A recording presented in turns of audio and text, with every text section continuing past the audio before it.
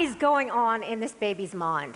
If you'd asked people this 30 years ago, most people, including psychologists, would have said that this baby was irrational, illogical, egocentric, that he couldn't take the perspective of another person or understand cause and effect. In the last 20 years, developmental science has completely overturned that picture. So in some ways, we think that this baby's thinking is like the thinking of the most brilliant scientists. Let me give you just one example of this. One thing that this baby could be thinking about, that could be going on in his mind, is trying to figure out what's going on in the mind of that other baby.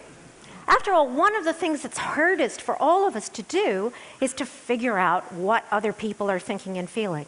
And maybe the hardest thing of all is to figure out that what other people think and feel isn't actually exactly like what we think and feel. Anyone who's followed politics can testify to how hard that is for some people to get. We wanted to know if babies and young children could understand this really profound thing about other people. Now, the question is, how could we ask them?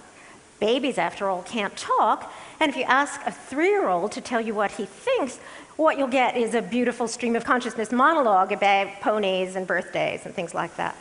So how could we actually ask them the question? Well, it turns out that the secret was broccoli.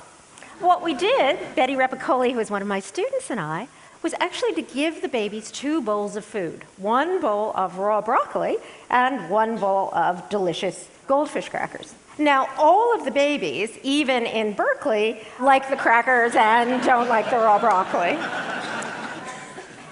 But then what Betty did was to take a little taste of food from each bowl, and she would act as if she liked it or she didn't. So half the time, she acted as if she liked the crackers and didn't like the broccoli, just like the baby and any other sane person.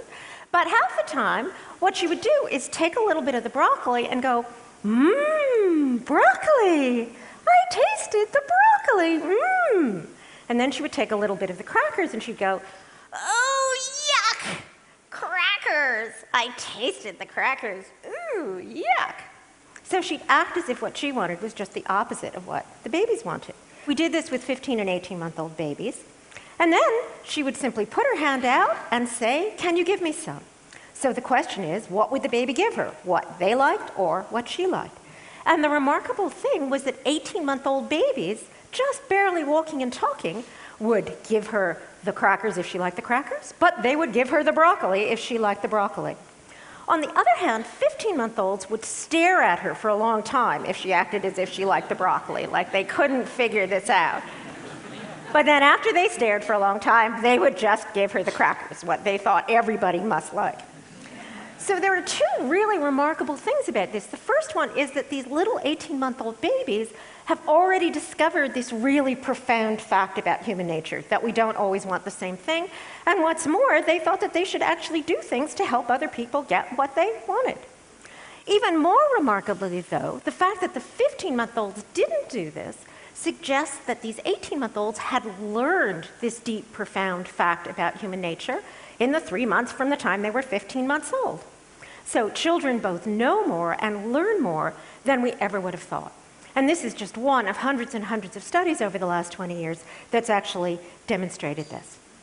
The question you might ask, though, is why do children learn so much, and how is it possible for them to learn so much in such a short time? I mean, after all, if you look at babies superficially, they seem pretty useless. And actually, in many ways, they're worse than useless because we have to put so much time and energy into just keeping them alive. But if we turn to evolution for an answer to this puzzle of why we spend so much time taking care of useless babies, it turns out that there's actually an answer. If we look across many, many different species of animals, not just us primates, but also including other mammals, birds, even marsupials like kangaroos and wombats, it turns out that there's a relationship between how long a childhood a species has and how big their brains are compared to their bodies, and how smart and flexible they are. And sort of the poster birds for this idea are the birds up there. On one side is a New Caledonian crow. And crows and other corvids, ravens, rooks, and so forth are incredibly smart birds. They're as smart as chimpanzees in some respects. And this is a bird on the cover of Science who's learned how to use a tool to get food.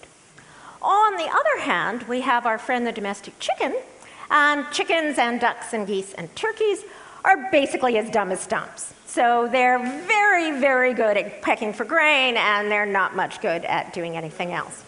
Well, it turns out that the babies, the New Caledonian crow babies, are fledglings. They depend on their moms to drop worms in their little open mouths for as long as 2 years, which is a really long time in the life of a bird, whereas the chickens are actually mature within a couple of months. So childhood is the reason why the crows end up on the cover of Science and the chickens end up in the soup pot. There's something about that long childhood that seems to be connected to knowledge and learning. Well, what kind of explanation could we have for this? Well, some animals, like the chicken, seem to be beautifully suited to doing just one thing very well. So they seem to be beautifully suited to packing grain in one environment. Other creatures, like the crows, aren't very good at doing anything in particular, but they're extremely good at learning about lots of different environments. And of course, we human beings are way out on the end of the distribution, like the crows. We have bigger brains relative to our bodies by far than any other animal. We're smarter, we're more flexible, we can learn more, we survive in more different environments, we've migrated to cover the world and even go to outer space. And our babies and children are dependent on us for much longer than the babies of any other species. My son is 23, and at least until they're 23, we're still popping those worms into those little open mouths. All right, why would we see this correlation? Well, an idea is that that strategy, that learning strategy, is an extremely powerful, great strategy for getting on in the world, but it has one big disadvantage. And that one big disadvantage is that until you actually do all that learning, you're going to be helpless. So you don't want to have the mastodon charging at you and be saying to yourself, a slingshot or maybe a spear might work, which would actually be better. You want to know all that before the mastodons actually show up. And the way that evolution seems to have solved that problem is with a kind of division of labor. So the idea is that we have this early period when we're completely protected, we don't have to do anything, all we have to do is learn. And then as adults, we can take all those things that we learned when we were babies and children and actually put them to work to do things out there in the world. So one way of thinking about it is that babies and young children are like the research and development division of the human species. So they're the protected blue sky guys who just have to go out and learn and have good ideas, and we're production and marketing. We have to take all those ideas that we learned when we were children and actually put them to use. Another way of thinking about it is instead of thinking about babies and children as being like defective grown-ups, we should think about them as being a different developmental stage of the same species, kind of like caterpillars and butterflies, except that they're actually the brilliant butterflies who are flitting around the garden and exploring, and we're the caterpillars who are inching along our narrow grown-up adult path. If this is true, if these babies are designed to learn, and this evolutionary story would say children are for learning, that's what they're for, we might expect that they would have really powerful learning mechanisms. And in fact, the baby's brain seems to be the most powerful learning computer on the planet. But real computers are actually getting to be a lot better. And there's been a revolution in our understanding of machine learning recently, and it all depends on the ideas of this guy, the Reverend Thomas Bayes, who was a statistician and mathematician in the 18th century. And essentially what Bayes did was to provide a mathematical way, using probability theory, to characterize, to describe the way that scientists find out about the world. So what scientists do is they have a hypothesis that they think might be likely to start with. They go out and test it against the evidence. The evidence makes them change that hypothesis. Then they test that new hypothesis, and so on and so forth. And what Bayes showed was a mathematical way that you could do that. And that mathematics is at the core of the best machine learning programs that we have now. And some 10 years ago, I suggested that babies might be doing the same thing. So if you want to know what's going on underneath those beautiful brown eyes, I think it actually looks something like this. This is Reverend Bayes' notebook. So I think those babies are actually making complicated calculations with conditional probabilities that they're revising to figure out how the world works. All right, now that might seem like an even taller order to actually demonstrate, because after all, if you ask even grown-ups about statistics, they look extremely stupid. How could it be that children are doing statistics? So to test this, we used a machine that we have called the Blicket Detector. This is a box that lights up and plays music when you put some things on it and not others. And using this very simple machine, my lab and others have done dozens of studies showing just how good babies are at learning about the world. Let me mention just one that we did with Tamara Kushner, my student. If I showed you this detector, you would be likely to think, to begin with, that the way to make the detector go would be to put a block on top of the detector. But actually, this detector works in a bit of a strange way. Because if you wave a block over the top of the detector, something you wouldn't ever think of to begin with, the detector will actually activate 2 out of 3 times. Whereas if you do the likely thing, put the block on the detector, it will only activate 2 out of 6 times. So the unlikely hypothesis actually has stronger evidence. It looks as if the waving is a more effective strategy than the other strategy. So we did just this. We gave 4-year-olds this pattern of evidence, and we just asked them to make it go. And sure enough, the 4-year-olds used the evidence to wave the object on top of the detector. Now, there are 2 things that are really interesting about this. The first one is, again, remember, these are 4-year-olds. They're just learning how to count. But unconsciously, they're doing these quite complicated calculations that will give them a conditional probability measure. And the other interesting thing is that they're using that evidence to get to an idea, get to a hypothesis about the world that seems very unlikely to begin with. And in studies we've just been doing in my lab, similar studies, we've shown that 4-year-olds are actually better at finding out an unlikely hypothesis than adults are when we give them exactly the same task. So in these circumstances, the children are using statistics to find out about the world. But after all, scientists also do experiments, and we wanted to see if children are doing experiments. When children do experiments, we call it getting into everything, or else playing. And there's been a bunch of interesting studies recently that have shown that this playing around is really a kind of experimental research program. Here's one from Christine Laguerre's lab. What Christine did was use our Blicket detectors, and what she did was show children that yellow ones made it go and red ones didn't, and then she showed them an anomaly. And what you'll see is that this little boy will go through 5 hypotheses in the space of 2 minutes.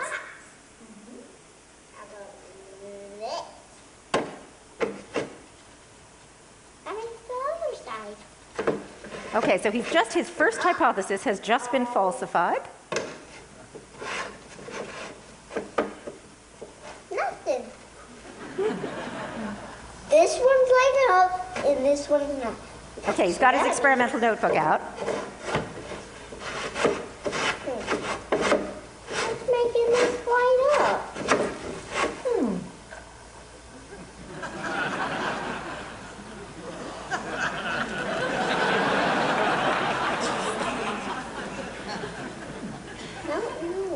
Every scientist will recognize that expression of despair, right? Oh, it's because this needs to be like this, and this needs to be like that. Okay, hypothesis 2. That's why. Oh.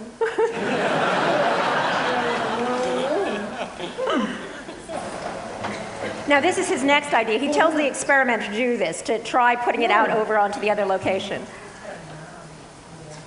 Not working either.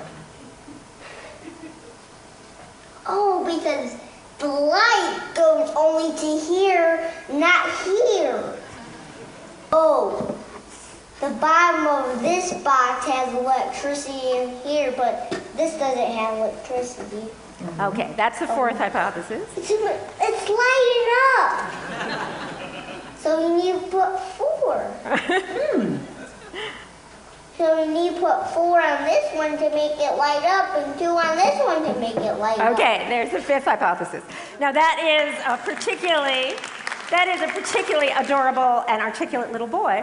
But what Christine discovered is this is actually quite typical. If you look at the way children play, when you ask them to explain something, what they really do is do a series of experiments. This is actually pretty typical of 4-year-olds. Well, what's it like to be this kind of creature? What's it like to be one of these brilliant butterflies who can test 5 hypotheses in 2 minutes? Well, if you go back to those psychologists and philosophers, a lot of them had said that babies and young children were barely conscious if they were conscious at all. And I think just the opposite is true. I think babies and children are actually more conscious than we are as adults. Now, here's what we know about how adult consciousness works. And adult attention and consciousness look kind of like a spotlight. So what happens for adults is we decide that something's relevant or important, we should pay attention to it. Our consciousness of that thing that we're attending to becomes extremely bright and vivid, and everything else sort of goes dark.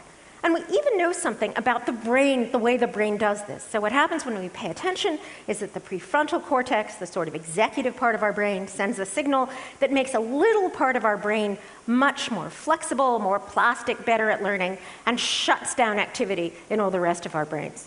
So we have a very focused, purpose-driven kind of attention. If we look at babies and young children, we see something very different. I think babies and young children seem to have more of a lantern of consciousness than a spotlight of consciousness.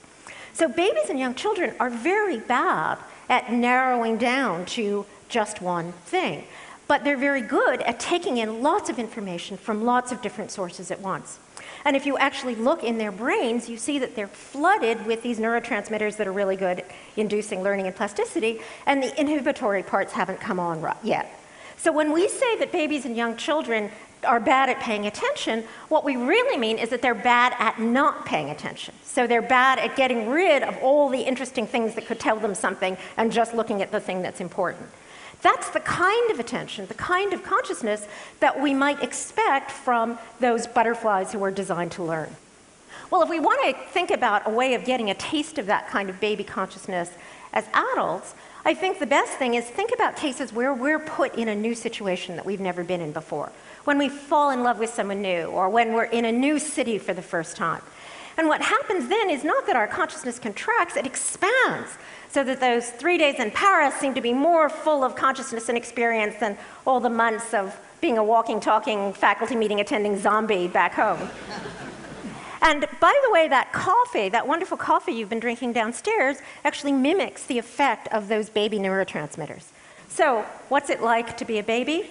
It's like being in love in Paris for the first time after you've had 3 double espressos, which is, that's a fantastic way to be, but it does tend to leave you waking up crying at 3 o'clock in the morning.